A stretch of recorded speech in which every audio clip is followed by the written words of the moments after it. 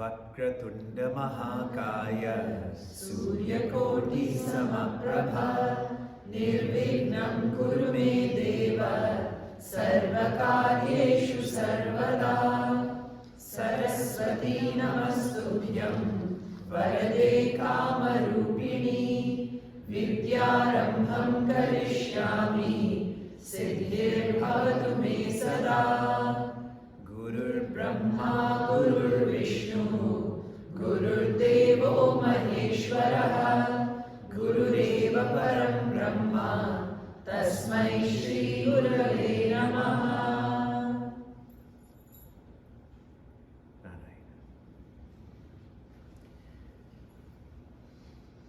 I just had a meeting with our Balavira teachers. And one of the thoughts I shared with them, to be one who serves, you first have to be one who studies. Those who serve without studying, what they do is they displace their ego. They move their ego from here to there, but they don't dissolve their ego. When you study before you serve, then your ego is dissolved through seva.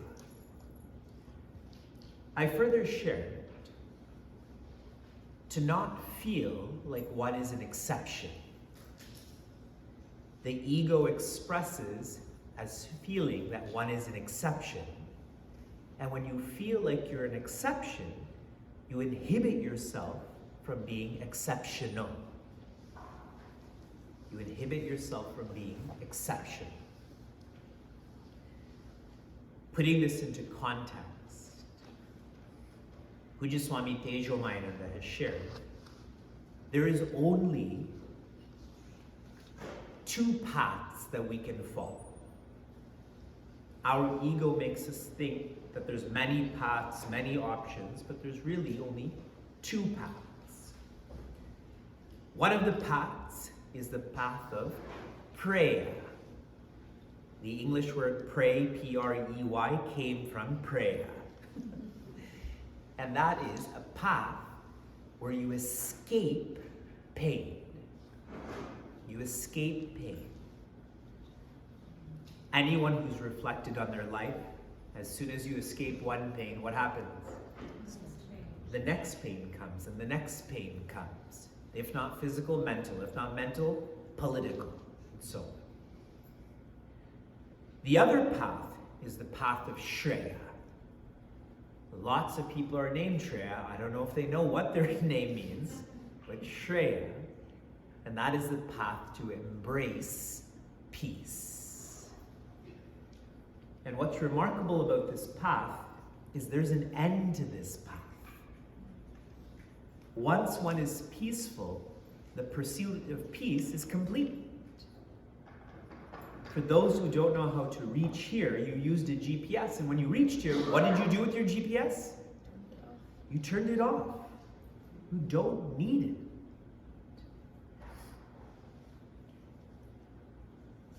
In our daily affairs, in our weekly affairs, we never reflect on how simple living is. In satsang, we do reflect on how simple living is. We only have two paths, and the way that I'm describing it, we only have one path. The path to embrace peace. In our reflecting together, we are slowing down. If you slow down, then you can step back. If you step back, then you can see more. And I'll share this in a different framework. For those who don't slow down, most of their investment is going into IQ, their intelligence quotient, or success, professional success, educational success. But for those who slow down, they know that this investment has very little return. Yesterday I referenced Time magazine sharing, people are ready to be paid less if they're given more important work. So one shifts their investment from IQ to EQ, emotional intelligence. For anyone who's in a serious relationship, you're dating someone, you're married to someone, etc., which do you want for your partner? A higher IQ or a higher EQ? EQ. Both, obviously. But anyone who's slowing down, is trying to step back and see more, it is EQ. The hardest part of living, if you think of your workplace, it's not your computer. It's not the phone calls, it's the people whom you're emailing. It's the people who pick up the phone that make work hard, correct? School would be the same way. Service would be the same way too. Studying Bhagavad Gita is easy. Being with is hard. Is hard. So EQ, you shift your investment. And for the person who's really seeing more, the word rishi means the one who can see what others can't see. Or put simply, a visionary. A rishi is one who can see more, that even more important than EQ is SQ, one's spiritual intelligence. The one with a high SQ, they know where happiness is. Sheila and I have been interacting with a lot of younger couples. And Sheila made this observation that she and I, we have a different purpose in life.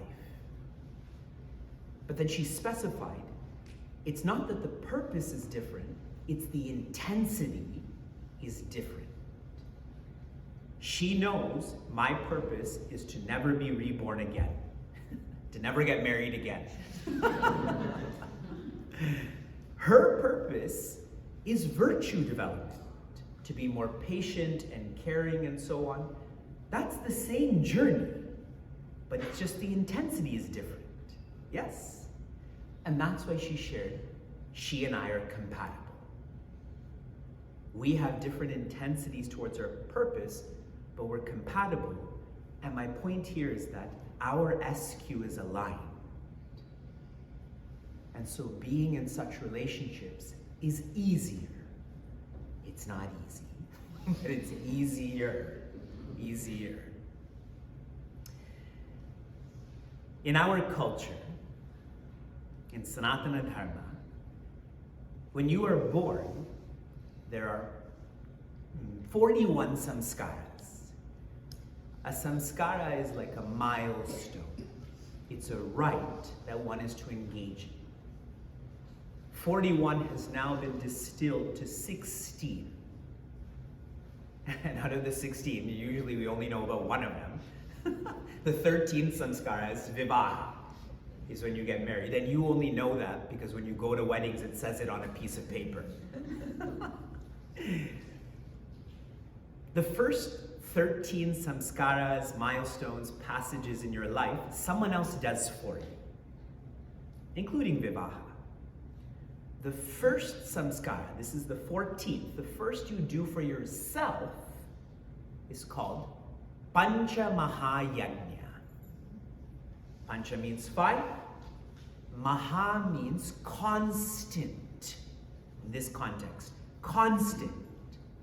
And yesterday we described yajna. What does it mean? Dedication. Good.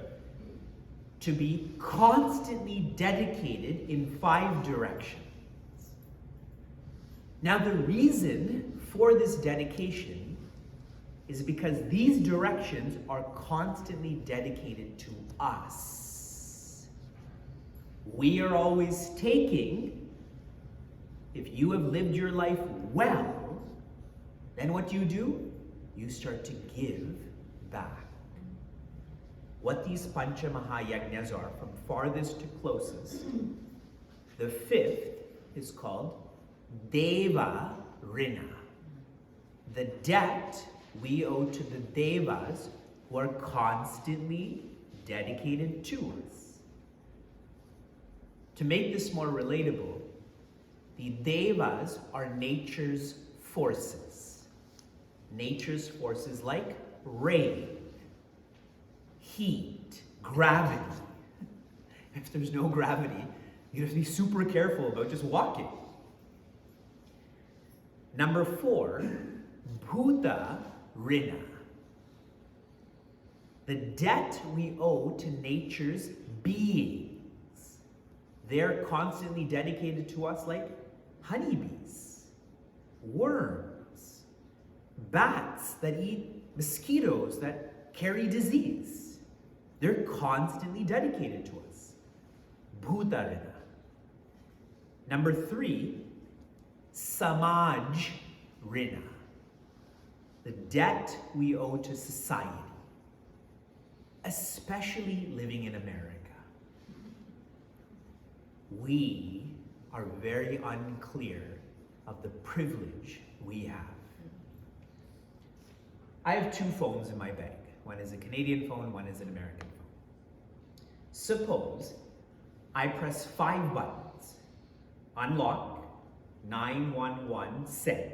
Just 5 buttons, and I say nothing else. In minutes, because we're so close to at least the fire station that I've seen, in minutes, the ambulance, fire trucks, and police cars will show up here, correct? That's an incredible privilege.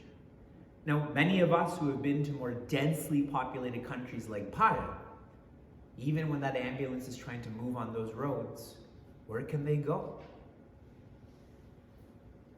I think about public education. Today I went to the University of Washington. The students there only have to pay $12,000 for that campus.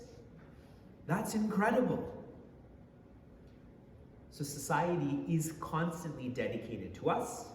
Number 2, Pitra Rina. Pitra Rina. Our families, not just present family, our whole lineage of families are constantly dedicated to us. Particularly our parents. No parent is perfect. Our parents are not perfect, but they've tried. They've tried to do what's best for us. And, as a parent, I'm sharing this experientially, it is surreal what a parent does for a child. Surreal. Like, unless you've gone through that experience, you do not know. If I wasn't a parent, I could read 50 books on parenting and still know 1% of parenting. Yes? And number 1, the closest, is called Rishi Rina. The debt we owe to our lineage of teachers, because it is only our Guru Shishya Parampara that can teach us how to be happiness. Not nature's forces or beings or society, not even our own family. Rare is there someone in a family who can also act as a guide. Rare. I'm sharing this with all of you because in our workshop, where we're trying to be happiness, it starts with the right actions, particularly our regular responsibilities. But we can engage in our regular responsibilities in a miserable way, in a very complaining way. Like today, when we all played soccer and you didn't come. Because you're an exception, correct? That's why. And it was the adults playing against the non-adults. And the non-adults had a net contained within a net. A small net inside of a big net. And they were complaining, oh, we got distracted by the big net. And I was like, stop complaining and start playing. And see, my point is this is our regular responsibility. It was your regular responsibility to come today to play soccer. But some are doing it in a cheerful way and some are doing it in a complaining way, which is why right actions have to be refined with the right attitude. The right attitude And I'm pointing out to you that there are countless systems in our culture to help us have the right attitude. Like the Pancha Mahayajna. A very simple way you can remember the Pancha Mahayajna. When you have your meal, you take 5 small bites of your meal before you eat the full meal. So suppose we have macaroni and cheese after. So you take 5 pieces of macaroni, 1, 2, 3, 4, 5, and you remember all of this, that this meal is only possible, I'm only possible, because of these 5 forces, these 5 factors, and then you eat the rest of your meal. Being more specific about the right attitude, I'm coming back to chapter 3, verse 9. 3:8 was about action, 3:9 is about attitude. Yajnarthat karmanon yatra lokoyam karma bandhanaha tadartam karma kaunteya mukta sanga samachara. And put simply, Bhagavan Krishna is sharing with Prince Arjuna, if you act in an ordinary way, you will feel more limited. There will be more vices in your personality. But if you act in a dedicated way, yajna, then you will feel more limitless, more virtuous. Therefore, tadartam, act with dedication, and in doing so, mukta sangaha. Dedication is where you're sacrificing, but you don't know you're sacrificing. You don't announce that you're sacrificing. We explored this verse particularly through not the Panchakarma, but the Pancha Kirti. The genesis of this word Kirti really comes from Bhaja, like in Bhaja Govinda. We tend to think of bhaja as only singing, but there's much more to that.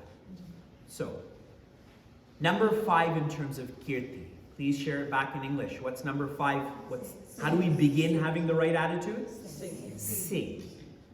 Sing about what you're dedicated to. In Srimad Bhagavatam, what is shared, those ears that don't listen to Bhagavan's nama, that mouth which doesn't sing about Bhagavan's nama, are just holes for snakes to live in. When you see a skull in Halloween, sometimes they show those snakes, right? That came from Srimad Bhagavatam. That visualization is from there. So sing about what you're dedicated to. Now we can tune that more. The number 4 way to have the right attitude? Seek. Don't just use your words, but also use your thoughts. Particularly, let me separate this. How many of you in this room have been part of a silence retreat with me? By show of hands. There are some. When I teach contemplation in our retreats, I always make the distinction between thoughts and thinking. Thoughts are unconscious. They're undirected. They just happen. Thinking is deliberate. It is directed. You essentially are in charge of your thinking. See the difference between thoughts and thinking? Thoughts cause stress. Thinking alleviates stress. So here when I'm sharing seek, it is think in a directed way about your altar, what you are dedicated to. Number 3, support. Support. It is not just to give your words and your thoughts, but now also your actions. And the beginning point of giving here is giving your resources.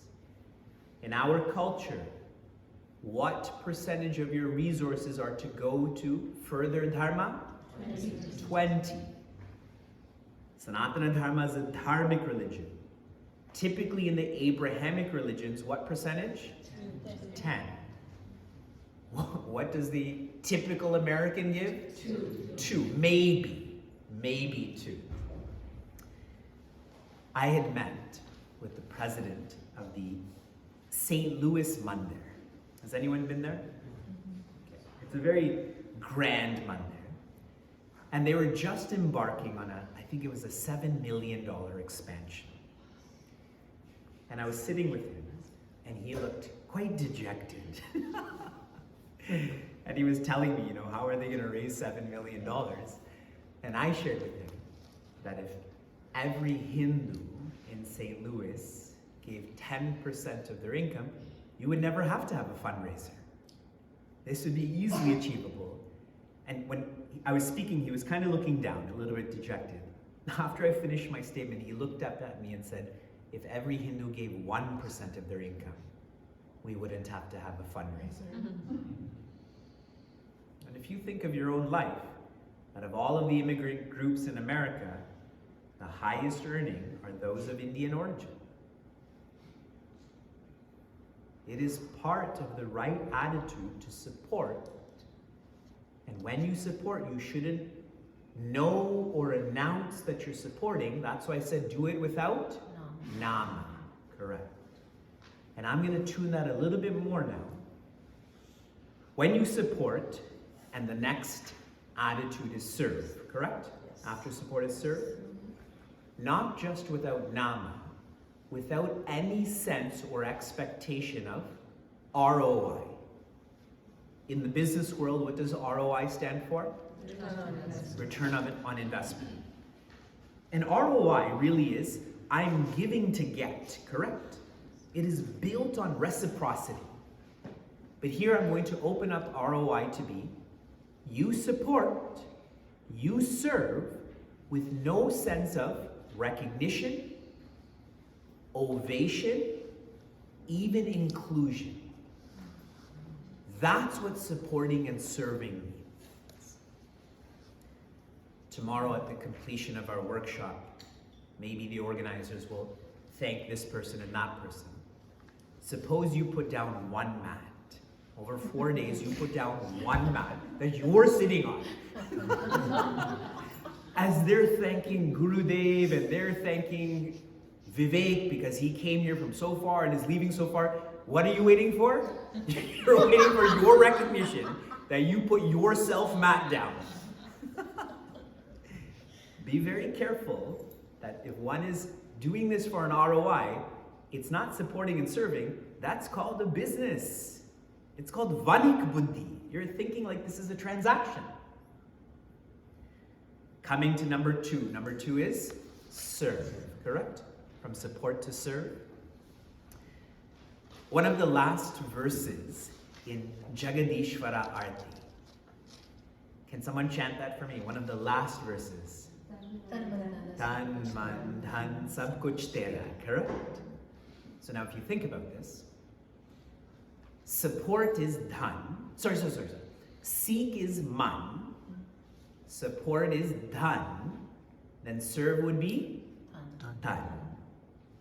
There's another way to see how this attitude is to be. You offer your man, you offer your dhan, you offer your tan. Tan here means body, okay, for our little bit non-Hindi speakers. But what's hilarious about this is we chant it every week. You chanted it, didn't do it, so now you're saying you're going to do it again. But if you said it once, then do it. Bhagwan Rama is known as Eka Vachani. When he spoke once. He followed through, and he nurtured everyone else to follow through too. And to zoom into this a little bit more, it really means any service that is needed, you will do it. You need to move that speaker? I'll do it. It's not that I wear a white collar only. I only do computer programming for Chinmay Mission Seattle. That is required, I acknowledge that. But there's so much other work that's needed to be done too. When we were living in the ashram, then every day from 5 to 6, we had Narayana Seva, or Shamadana. which is where we had to work in the ashram. And we got to sign up at the beginning. So right away, I signed up to clean at the mandir. Because growing up in Niagara Falls, you don't have this access. And I didn't want to use my mind. I just want to work. I want to use my time. So one day I'm in the mandir and I'm cleaning the windows with newspaper. Because there's ammonia in newspaper. A lot of people are like, who knows what you're talking about? But those who know, you know, correct? So I'm cleaning the windows with newspaper.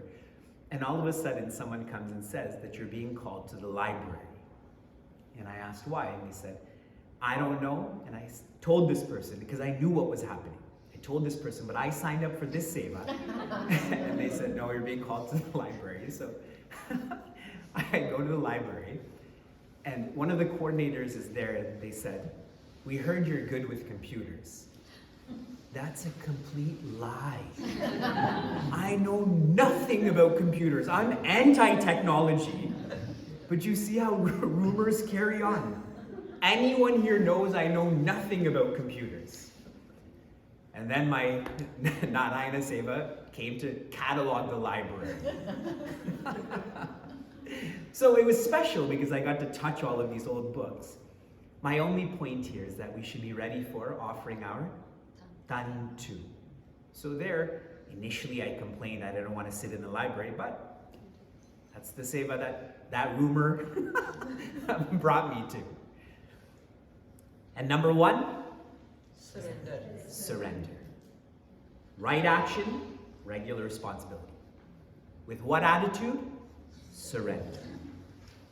Why are we doing this? Because we want to remember that we are happiness. What is the famous and powerful quote from Gandhiji about finding yourself?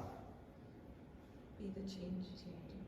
The best way to find yourself is to lose yourself in the service of others. The best way to find yourself is to lose your not self. The body, the mind, for those who are in contemplation, to let go of these limits. One more thought before we get into our next subject. I was in Portland in September, and I facilitated a workshop on a dance with the divine. And it was a summary of the 10th section of Bhagavata, all of the chapters leading to the Rasa Leela.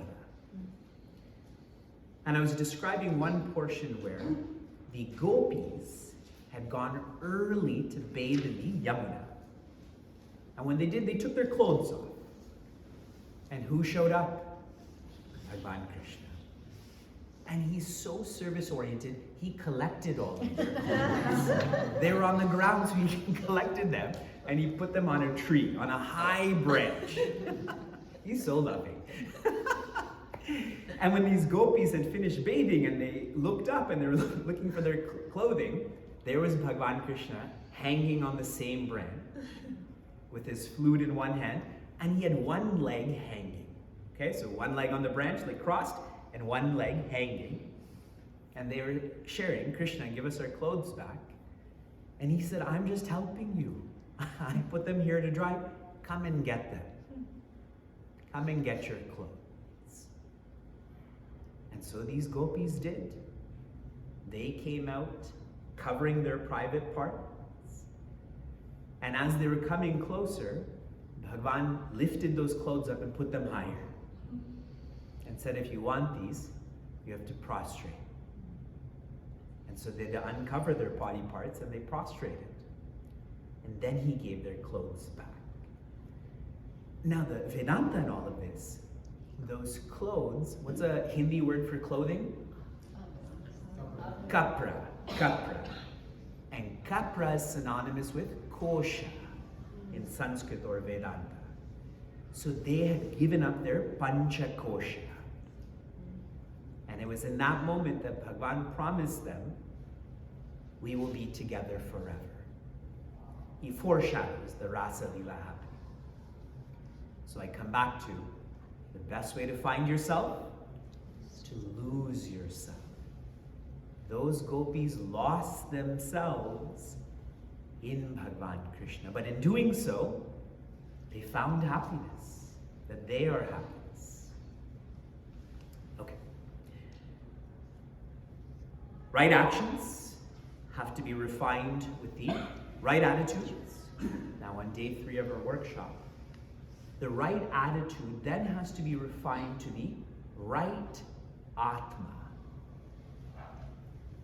Atma in English means center. If you study Bhagavad Gita, Atma is sometimes referred to the body. Like if I say, how far are you? The center is my body, correct? You're 7 feet away from me. Sometimes Atma is the mind. When your mind is agitated, that's all you are, correct? You can't think of anything else. You can't feel anything else.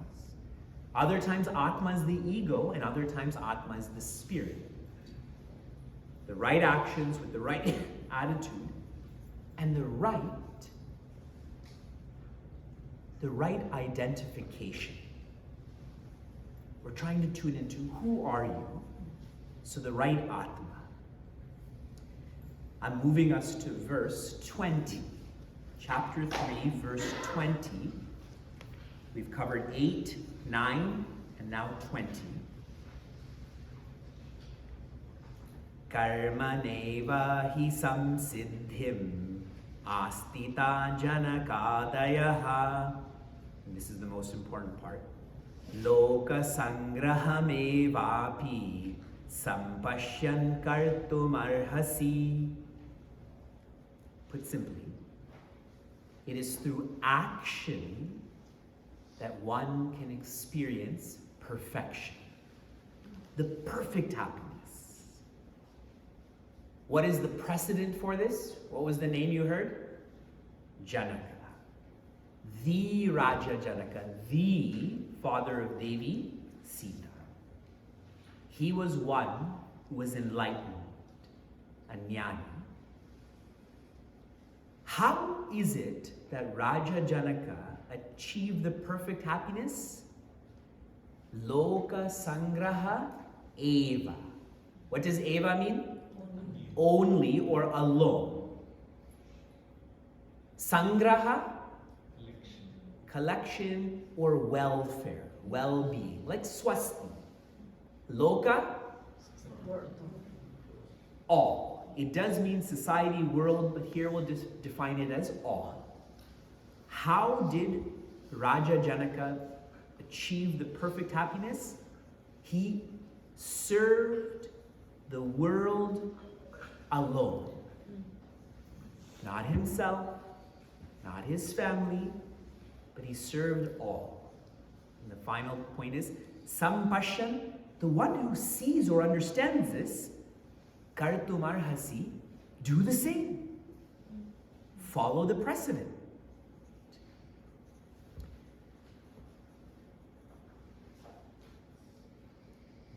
The framework we will flow through to get to the right Atma is going to be the Pancha Kosha. Right actions, what was it in Sanskrit? Pancha Karma. Right attitude, Pancha Kirti. Now the right Atma, Pancha Kosha. I'm particularly fond of this subject. Last year around Mahashivratri, we designed an entire challenge around this. It was called the High Five Challenge. Okay? So here's what it is. Number 5. We're going from the least right Atma to the most right Atma. Number 5 is body. Body.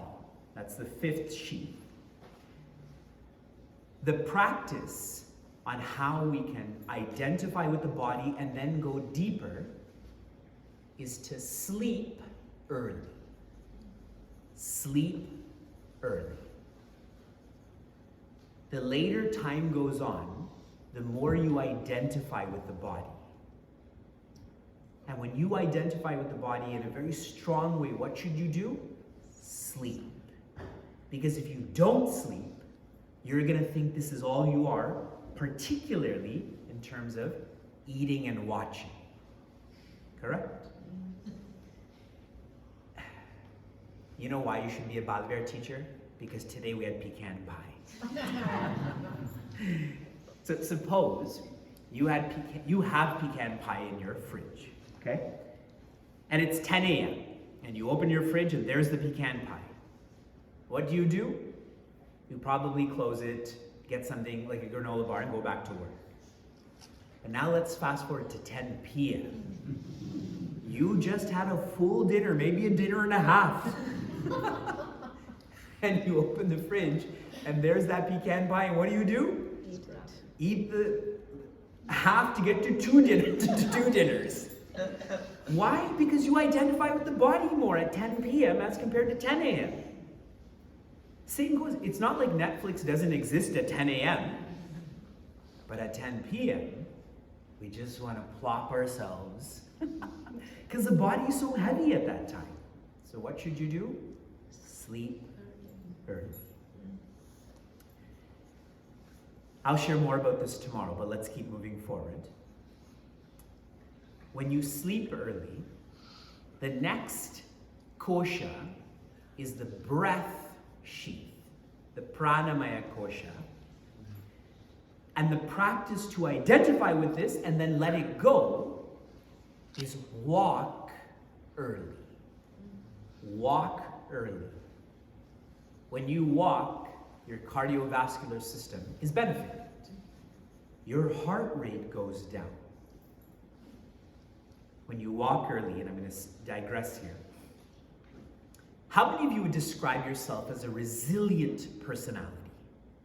You are resilient. How many of you would describe yourself as resilient? You're all very humble. When I ask you something, right? Hands are here.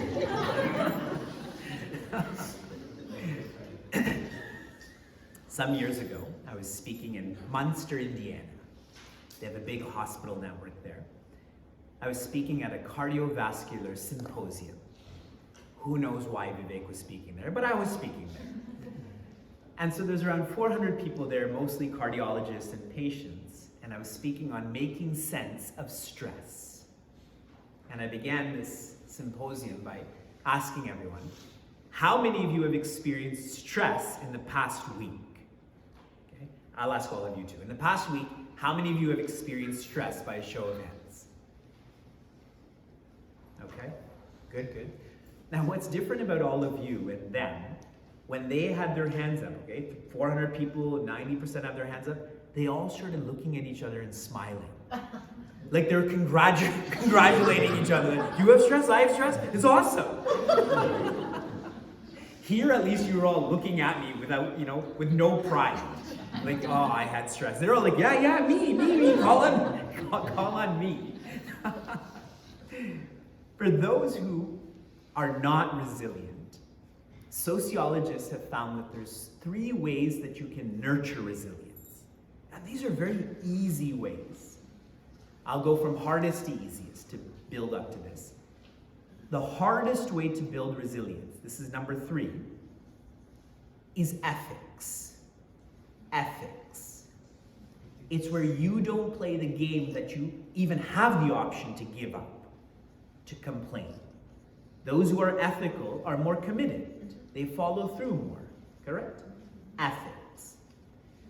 Number 2 is examples. When you have role models in your life who are living by resilience, you start to feel it's possible. But if everyone around you is not resilient, you think that's normal. What's number 1, as in the easiest way to develop resilience? Sleep. Yes, if you're 3 years old. Work. Exercise. By exercising, you develop physical resilience, but more so mental resilience. When you're in nature, you feel more natural. When you're not in nature, you feel less natural. So if you want to feel more natural, be in nature. Now what do? On our TVs, we put fake fireplaces. In our screensavers, we go to the island and so on. Just go outside. Especially here in Seattle and Washington. I don't know who I was sharing this with, but like when you all walk in here, when you come in here, it's really wonderful to see that you sit down, you sing, you look at the altar. I don't think you're looking at who's not here. I don't think you're looking at what the next person is wearing. And I also feel you don't think I'm looking at your hair or your glasses and so on. But everywhere else, you're always being judged, isn't it? How you look, what you do, just perpetually being judged. That is a very debilitating experience, isn't it? Imagine sitting with someone where they're always criticizing you. You just feel, you shrink then. So if you feel like that happens to you, go outside again. Are the trees judging you? Are you judging the trees? It's so refreshing. Sleep early, walk early. What's the next Atma, the next layer of identification? Manomaya, or the mind. The mind. The way to identify and then disidentify, let go of the mind, is to study early. Study early. Some months ago, I was at KPMG's office in Montvale, New Jersey. That is their global office in America. And I was sharing a workshop on a holistic approach to goal setting. And I had asked everyone, what did you read this past week? And one person was sharing, all I read is technical manuals. So when I say study early, I mean study that which inspires you. You already read technical manuals. You already read Facebook. You already read WhatsApp. You do that. But does it inspire you? So here are some thoughts for you. Provocation is when an outside force pulls you down. Provocation is when an outside force pulls you down. Like if I insult you right now, I'm really provoking you, correct? I'm pulling you down. Motivation is when an outside force pushes you up. For many, when you're with a motivational speaker, you're motivated when you're with that speaker, but when that speaker's not there, that push is gone, right? You come back. Now the change here is with inspiration. Inspiration is an inside force that pulls you up. That is a sign of independence because it doesn't matter about what's happening outside. This pull is coming from inside. So when I share study early, I don't mean technical manuals. I don't mean the news. That which you have this pull to be a better person. And the finality of this is transformation. That's an inside force that pushes you up. An inside force that pushes you up. Now the difference between inspiration and transformation is less effort. Less effort. Me pulling myself is a lot of effort. Someone pushing me. It's more easy. Understood? So study early. You disidentify with that. What's the next sheath? Vijnanamaya, or the intellect. And for this, wake early. Wake early. What was the first early? Sleep. Then? Walk early. Then? Study early. Now? Wake early. Okay. This is a very fascinating subject. From 3 a.m. to 9 a.m., that is when the context is most sattvic and you identify with your intellect the most. So when you want to establish an ideal, you want to analyze, you want to come up with a plan, the best time of the day to do that is 3 a.m. to 9 a.m. The Rajasic part of the day is 9 a.m. to 9 p.m. That is when we identify with the mind the most. It is when we are to implement what the intellect is planned for. The sun rises, the stock market opens, correct? Right? There's more activity, there's more rajas. Now logically then, what happens at 9 p.m.? The tamasic part of the day. And you identify with your body the most. And that's where I come back to, what should you do then? Sleep early. But this is a plan. If you sleep early, it means you have to wake up early. Not I sleep early and wake up late. You have to wake up early then. Does anyone know some Sanskrit words for like ghosts and goblins in Sanskrit or Hindi? Bhuta, Pisacha, Preta. There's one that starts with N. N. Nisachara, correct. The etymology of the word Nisachara is Nishayam Charati iti Nisachara. Nishaya means in the night. Charati means the one who is awake or wanders around. So if you stay up past 9 p.m., you are a Nisachara.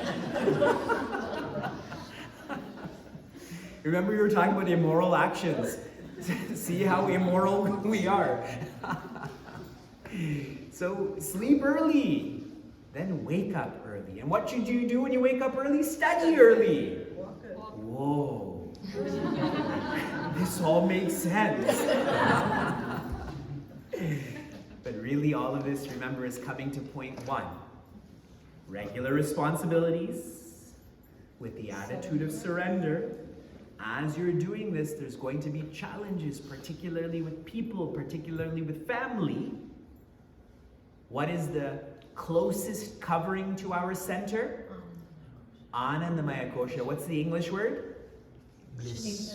Ego. Ego. The way to identify with and then let go of the ego is sync. S-Y-N-C, early. Sync. You know, like lip syncers. Someone like Indian singing. Someone else is singing, someone else is acting, correct? And it's so bad. In some ways it's so bad. But if you take a professional artist, it's not bad, right? You don't even know who's singing. That syncing is perfect. If we really go deep into the ego, what the ego feels like is separation. Separation. My children always ask me, why, like we live in Niagara Falls, okay? So we're really close to America. And they ask me, why is that America and why is this Canada? And that's such a valid question. Who said that's America and who said this is Canada, correct? If you go into yourself, who said that this is your body? The thoughts you're having now or later or before, what authority is it that those are your thoughts? With that intense identification on the ego, is my sense of separation real? Is it authoritative? With such practices, one identifies with the ego, and then one starts to observe the ego, that that's not who I am. So sync early. When you get into a conflict with someone, are they that separate from you? Do you have to be right? Do you have to put them in their place? Sync with them. Don't feel that sense of separation. If they win, you win too.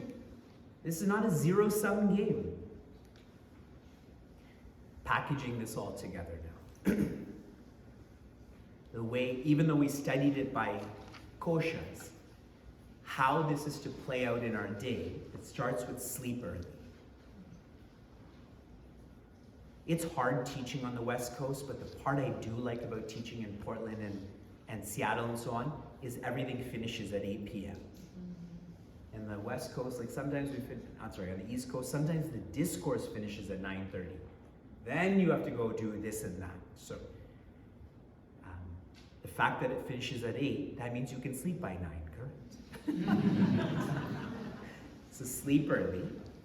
Next is wake early. Wake early. Now if you're sleeping at 9 o'clock, what time should you be waking up? 3. 3 o'clock, yes? Yes. Now, I know for some that's too demanding. If you don't sleep at 9, my suggestion to you is try to come up with a plan to sleep by 10:30. And a very good plan to get to 10:30 is an hour before you're planning to sleep, shut down all screens. So if you want to sleep at 10:30, at 9:30 is the last time you look at any screen. And I'm going to refine this even more. How many of you use your phone as an alarm clock? I'm looking with disgust right now and judgment. I told you I wasn't judging, now I am judging. The next time I come here, to come into this room, I want to see your actual alarm clock. Those digital plugged-in alarm clocks, okay? I want to see it. Because what happens is you set your alarm, let's say 3 a.m., correct? But you're looking at a screen. What else is there? The news. What else is there? The temperature. What else is there? Your email. So an hour before you want to sleep, no screens. So plan to sleep at 10:30. Plan to wake up latest. There is no one in this room that's so young. No one should be getting up past 6 a.m. In our culture, you wake up to greet the sun, not the other way around. Sun's my alarm clock. We are to welcome the sun, Surya Namaskar, Aditya Hridaya, and so on. Okay? Not after 6. My own kids wake up at 6, unfortunately. Unfortunately. They're too soft, like it's a problem. So sleep early, wake early. When you wake up early, study early. Read Bhagavad Gita, etc. Study early. Then after that, walk early.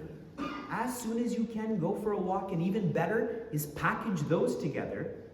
Read Bhagavad Gita for 15 minutes and then go for a half an hour walk. That will be a remarkable 1 hour for you.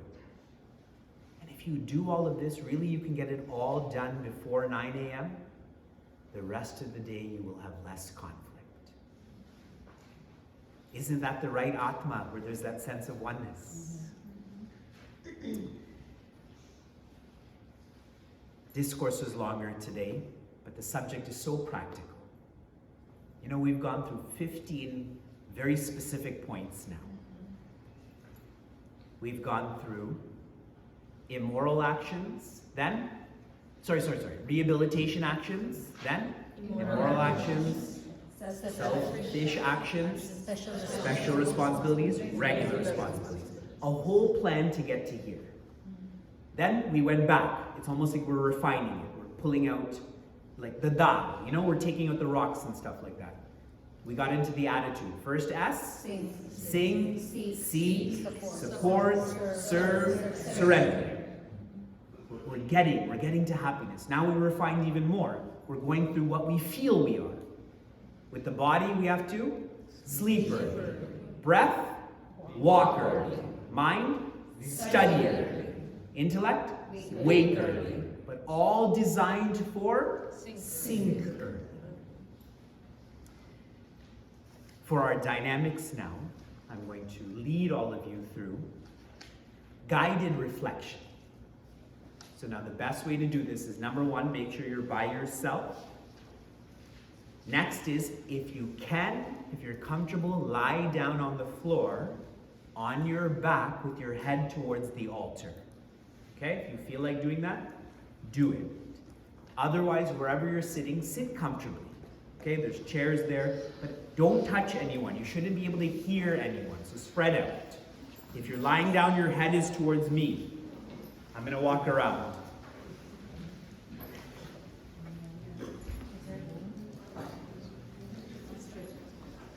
Here you can sit. Yes, lie down here. There's mat space here.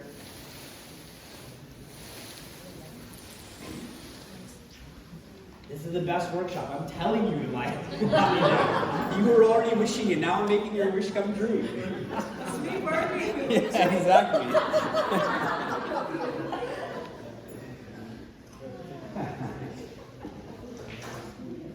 Okay. Everyone who is lying down, your arms are straight, your legs are straight, your palms are facing the roof. Everyone who's sitting on a chair, your feet are flat on the floor. Your palms are on your knees with your palms facing upwards. Your palms are facing upwards. Your head, neck, and back are in a line. Inhale deeply through your nose. And as you exhale, close your eyes.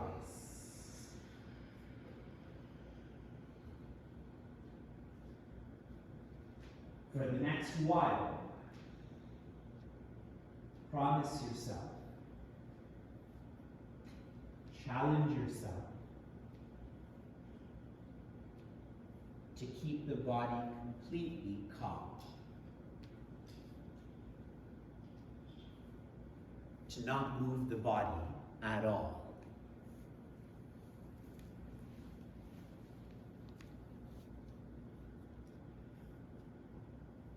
For the next while, promise yourself, challenge yourself to keep your mind completely quiet. That you will only listen to my words.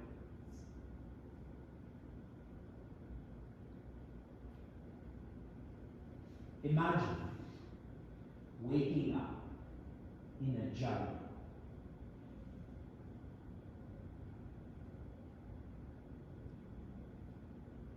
As you step off the ground and you look forward,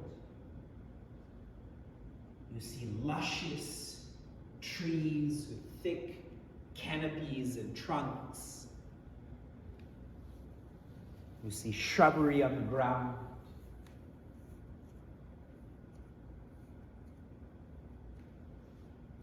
You don't know where you are, so you slowly turn around, and in every direction you see more thick jungle.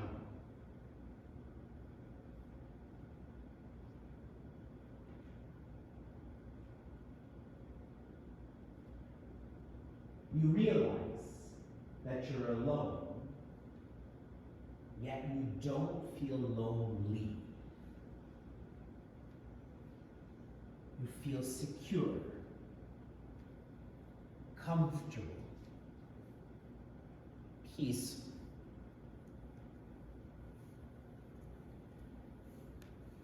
As you're orienting yourself, you hear very faintly,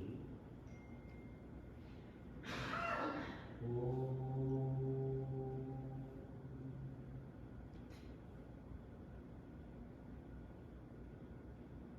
You're captivated by this beautiful sound and start to move in that direction.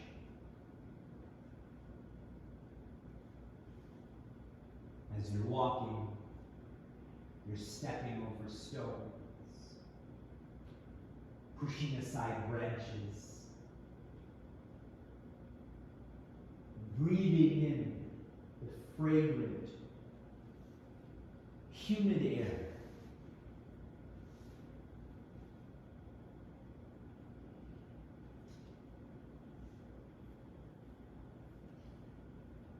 As you continue to walk, you hear more audibly,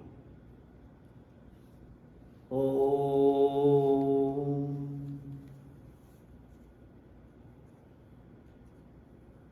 You know you're moving in the right direction.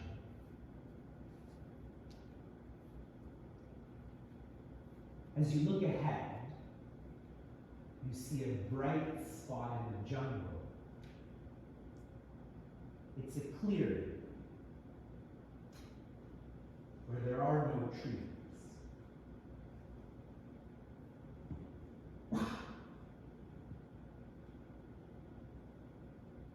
You reluctantly step into this clearing, and as you look ahead, you see a large, oldish, grayish structure. And you hear, Om. This is the right place. You walk towards the structures slowly. When you get there, there's a large stone staircase. Carefully walk up the stairs, feeling the cool stone on your bare feet.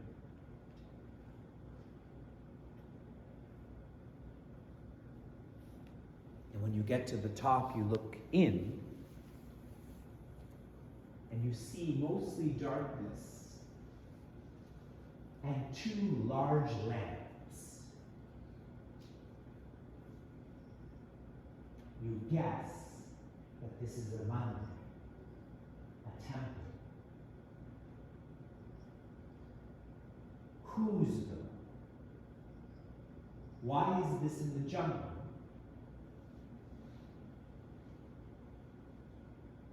As you step in, you can smell the incense. You can feel the peace more strongly.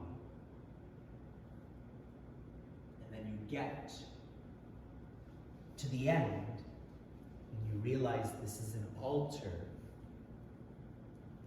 and that this mandir is Bhagavan Shiva's.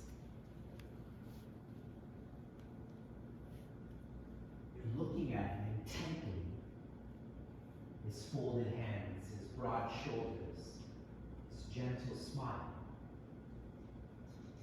And you're wondering, where was the Om sound coming from?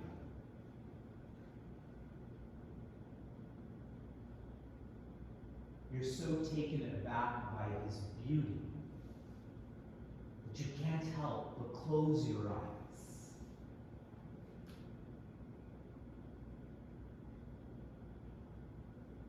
And then for some reason, you feel the need to open your eyes. And when you do, you see that this murti, this statue, is actually not. And Bhagavan Shiva has unfolded his hands, stretched out his legs. He's looking straight at you, and he's moving towards you.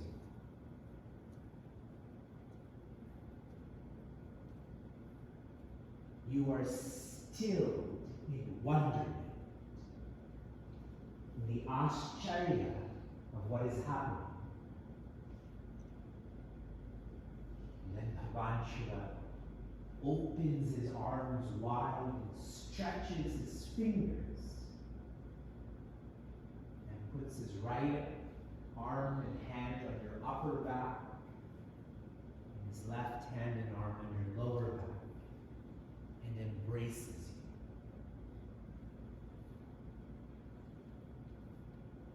you. You feel his coolness, his love.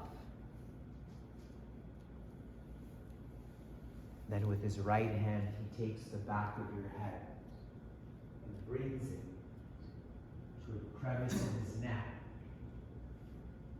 and whispers in your ear, "Welcome home."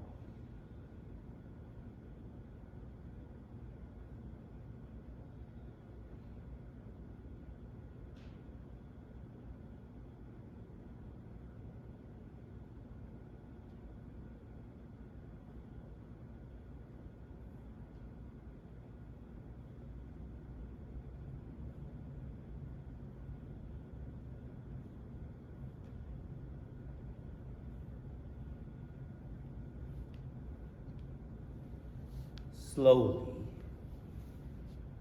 gently, actually move your feet and legs.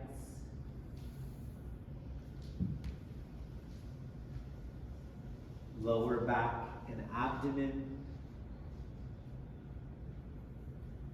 Upper back and chest. Hands and arms. Neck and head.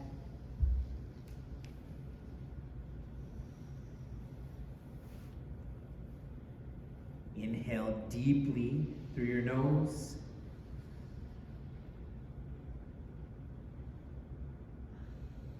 Exhale through your nose. Now with your eyes still closed, orient your head in such a way, those who are lying down, please sit up. Orient your head in such a way that you inhale deeply once again, and as you exhale, when you open your eyes, that you're looking at the altar, that you're seeing Bhagavan.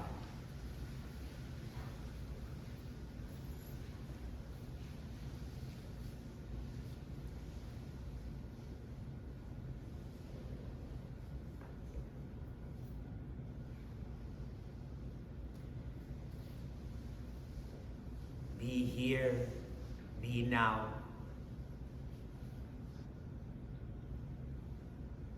Feel what you're feeling clearly.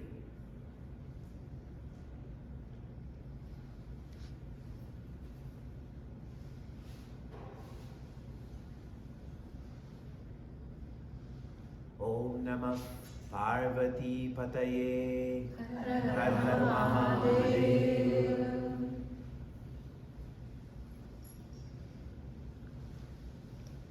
This is the part of the workshop where you're supposed to have your eyes open, but it's awesome that you don't want to open your eyes.